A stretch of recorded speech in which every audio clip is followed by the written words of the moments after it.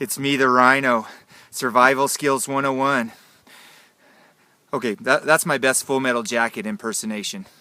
Hey, I want to share with you today a great survival knife from Gerber. I got this from knifehog.com. It's the Gerber LMF2 survival knife.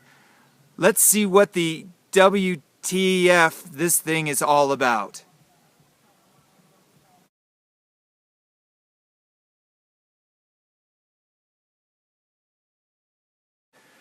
I am very excited to review the Gerber LMF2, which stands for Lightweight Multifunctional. Now, this knife comes in three varieties. It comes in the infantry model, which is what this is. It comes in a survival model, and it also comes in the ASEK model. And ASEK stands for, let me see if I can get this, Aircrew Survival Egress Knife. Now, they've built this as I guess a wilderness survival knife. But what this really is this is a military combat survival knife. Meaning this knife should be taken into battle by the military for battle or for cutting things or for survival. And I want to tell you this knife transfers over nicely to wilderness survival as well. So what I really think is this is one of the most perfect knives that I've seen in a long time, especially for the price. Now I'm going to talk about the features of this. This knife is 12 inches long, and it has a 5-inch blade made of 420 high carbon stainless steel, and it's partially serrated in the middle of the blade. It's 3/4 of an inch thick at the spine, and right out of the box, this bad boy was razor sharp. I really appreciated that. Now let's talk about this handle. This handle is really funky. It's 6 inches and it's glass filled with a handguard at the top here, so don't cut your fingers. It's extremely comfortable, and they say, well, this really has a feel of not plastic but kind of a rubbery substance, and they say that this handle is insulated against electricity, meaning you could cut some kind of power line and not get electrocuted. And there's even stories of American soldiers using this knife to cut power lines in Iraqi fortifications when they needed to. And from what I hear, those stories are true. So when you're doing your research on this knife, look into those stories, and you'll see that that is absolutely true, that you can cut electrical wires with this knife and not get electrocuted. This handle, the cool thing about this handle too, is it has lashing holes in it, which means that you could take a stick and lash this to the stick, and then you have a spear. So that's really part of the whole wilderness survival thing that this knife has going. This knife too absorbs shock wonderfully. I was using it to pound on it to see how it would feel, and it really absorbs the shock in your hand, so it doesn't transfer to your hand when you're pounding on something. Now the butt of this knife is really cool, and they market this as a glass breaker.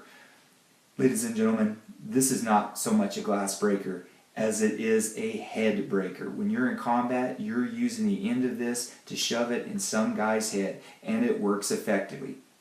It also breaks glass pretty easy as well.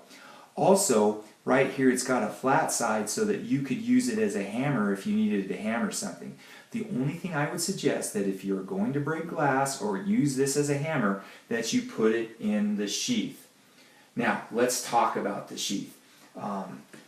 The sheath right here, when doing my research on this, a lot of people said that this sheath was a pretty cheaply made sheath, that it could have been better, comparatively speaking, to the knife. I don't know. I have to disagree. I think this sheath is perfectly fine, and for the money that you're paying for it, you certainly get a lot out of it as well. It is a little bulky.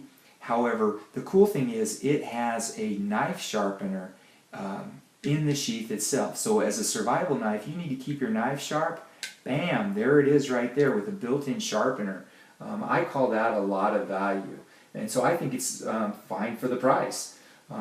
This gets attached at the waist, and then it gets attached at your leg as well.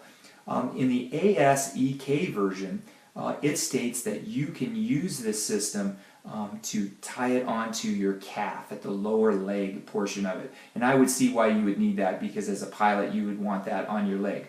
Well, you know what? I don't see any difference in this why you couldn't attach this to your calf if you wanted to. I think that you probably could. I don't know, I may be wrong, but it seems like this would tighten up just fine for yourself. Overall, oh, and I wanted to show you this too. It fits right in here very nicely. It locks right into place. I better get this out of here. Locks right into place. Listen to that. Boy, that is in there.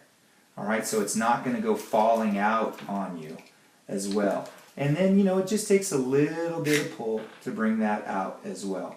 And then it can tie down right here with these. It's also MOLLE compatible too, so you can put this on your, string it on your MOLLE gear as well.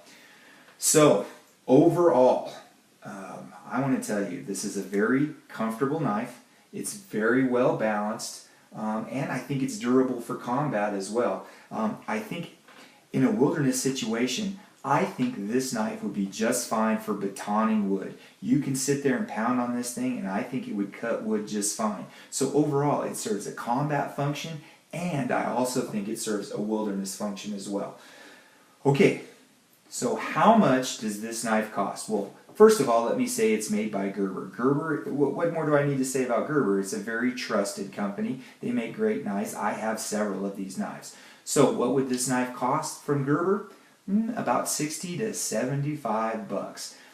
I think that's a pretty inexpensive knife for the quality that you're getting. I want to tell you real quick about what the Rhino feels about prepping.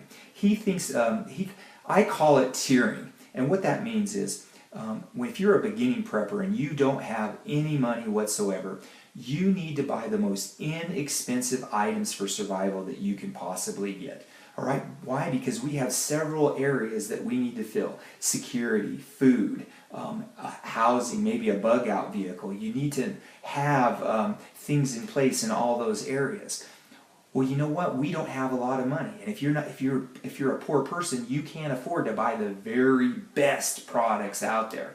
And then the second tier, once you have the first tier filled of all the inexpensive products, you can go back and start getting the medium quality products for yourself. And then finally, you can go and get the higher end products and use all the other ones for friends and family members and things like that.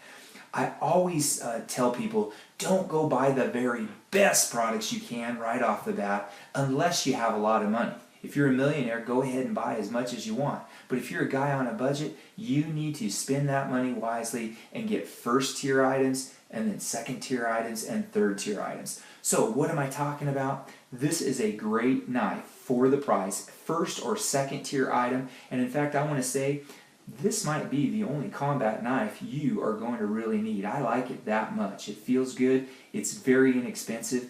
I just don't see a problem with this knife whatsoever. So where can you get this knife? You get it at knifehog.com. That's knifehog.com. Those guys are really nice. They've been very helpful to me. They have a wide selection of knives, so go and check those out. The Gerber Infantry, the Gerber Survival, and the Gerber ASEK knife. I'm not really sure what the difference is between all three of those because they look exactly alike with just different colors, and I think maybe they get some other accessories. But you can go check that out. 60, 70 to 75 bucks. What a stellar deal. This is my survival channel. There are many like it, but this one is mine. That's why I need you to subscribe, or like, or even share us with your friends. Hey, all jokes aside, this is an awesome knife for the money and you should pick it up. Thank you, knifehog.com. I really appreciate it. For Survival Skills 101, I'm the Rhino. Are you prepared to look forward? Was that over the top? Was that too much?